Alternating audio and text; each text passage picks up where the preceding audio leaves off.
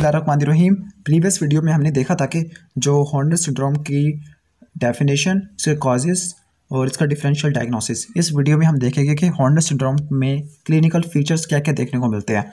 तो मैंने 3 कॉलम्स बनाए हैं, एक क्लिनिकल फीचर के लिए, दूसरा उसका मतलब क्या होगा, इसकी डेफिनेशन क्या होगी, इसकी प्रॉपर्टी क्या होगी, तीसरा की टियोलॉजी यानी वह हुआ क्या कि कौन सा मसल पैरालाइज हुआ।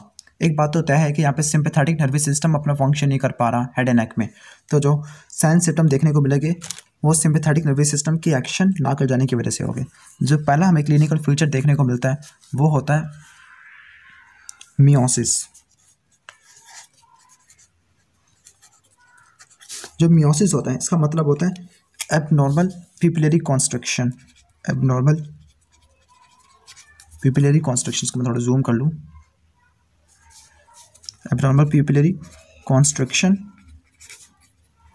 और ये एबनॉर्मल पिपिलरी कॉन्स्ट्रक्शन इस वजह से हुई कि एक मसल था डायलेटर पिपिलाई, इसकी पैरालिसिस हुई, पैरालिसिस ऑफ डायलेटर पिपिलाई। दूसरा फीचर हमें ये देखने को मिलता है कि टॉसिस में का मतलब होता है dropping of superior eyelid, dropping of superior eyelid.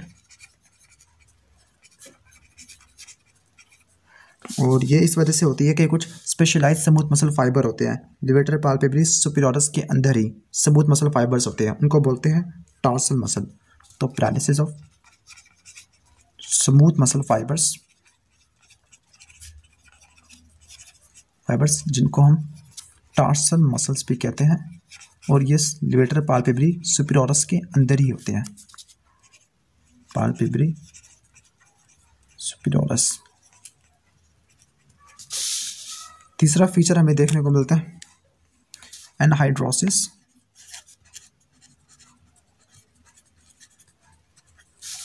Anhidrosis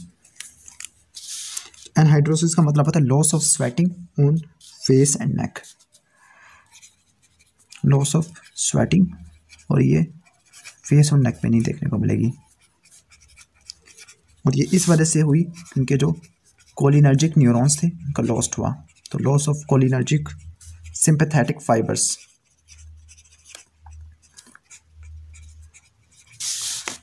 normally पहले 3 साइंस सिम्टम को मियोसिस, टॉसिस और एनहाइड्रोसिस, इन तीनों को हम कह सकते हैं ट्रायड ऑफ हॉर्नर सिंड्रोम। यानी हॉर्नर सिंड्रोम में पहले 3 साइंस सिम्टम जरूर तो हो गए यानी मियोसिस, टॉसिस और एनहाइड्रोसिस ज़रूर मौजूद हो गए, लेकिन जो आगे चौथा 5वां है ये शायद कुछ केस में ना हो, लेकिन पहले 3 तो ज़रूर हो गए। जो चौथा होगा उसको होगा वेज़ोडाइलेशन। वेज़ोडाइलेशन का मतलब होता है कि आर्टरियोल्स की डायलेट हो जाना, इससे ब्लड फ्लो ज़्यादा होगा जिसकी वजह से फ्लशिंग होगी, रेडनेस ऑफ फेस होगा, और ये इसका कॉज होगा लॉस ऑफ वेजो कॉन्स्ट्रिक्टर। इनके सिंपैथेटिक नर्वस सिस्टम वेजो कॉन्स्ट्रिक्शन कराती है, फिर ये वेजो कॉन्स्ट्रिक्शन डिसअपीयर हो जाएगी। अब लास्ट रह गया, उसका नाम है इनॉप्थाल्मोस।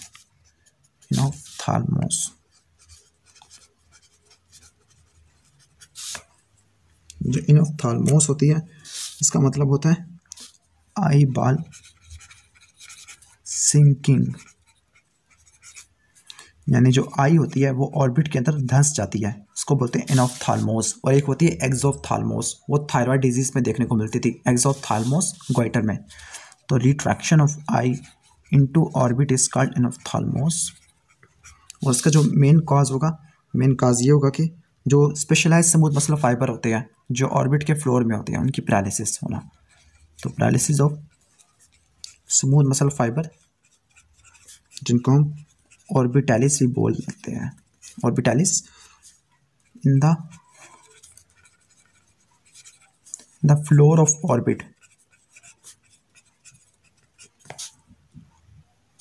तो ये थी बेसिक क्लिनिकल फीचर्स के पहले मियोसिस, टॉसिस, एनहाइड्रोसिस, वेज़ोडाइलेशन और एनॉप्थाल्मोस, इनका मतलब क्या होता है और इनकी टियोलॉजी के कौन से मसल की पैरालिसिस की वजह से हमें ये साइन सिम्टम देखने को मिलते थे। तो ये तो हो गया क्लिनिकल फीचर्स। अब लास्ट रह गया कि इसका ट्रीटमेंट क्या होता है।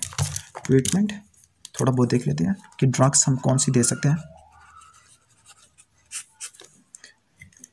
चूँकि इस डिजीज़ के अंदर मेजर मसला ये है कि सिंपैथेटिक नर्वस सिस्टम अपना फंक्शन नहीं कर पा रहा, तो फिर हम कुछ ऐसी ड्रग्स देके जो सिंपैथोमिमेटिक होगी, जो सिंपैथेटिक नर्वस सिस्टम के एक्शन को बढ़ा देगी। तो एडमिनिस्ट्रेशन ऑफ सिंपैथोमिमेटिक ड्रग्स, वो आगे सिंपैथेटिक नर्वस सिस्टम के एक्शन को स्टिमुलेट करेगी। सिंपैथोमिमेटिक ड्रग्स, और इसकी एग्जांपल इस तरह से होगी कि फिनाइल इफ्लाइन, एक सिंपल सी एग्जांपल है फिनाइल इफ्लाइन, जो कि अल्फा रिसेप्टर की एगोनिस्ट होती है, अल्फा रिसेप्टर एगोनिस्ट। और जो आयरस होता है, आयरस के जो मसल्स होते हैं, सबूत मसल जिसमें रेडियल मसल्स होते हैं, उन पर जाके बाइंड करती होती है, तो अल्फा रिसेप्टर एगोनिस्ट है। और ये आयरस के रेडियल मसल्स के ऊपर जाके काम करती है और वहाँ पे ये डायलेशन कराएगी प्यूपिल की, डायलेशन ऑफ प्यूपिल। बाकी ज़्यादा डिटेल में नहीं जाएगा क्योंकि ये आगे फाइनल ईयर के स्कोप के लिए आ जाएगा। तो ये था क्लिनिकल फीचर्स और ट्रीटमेंट ऑफ हॉर्नर सिंड्रोम।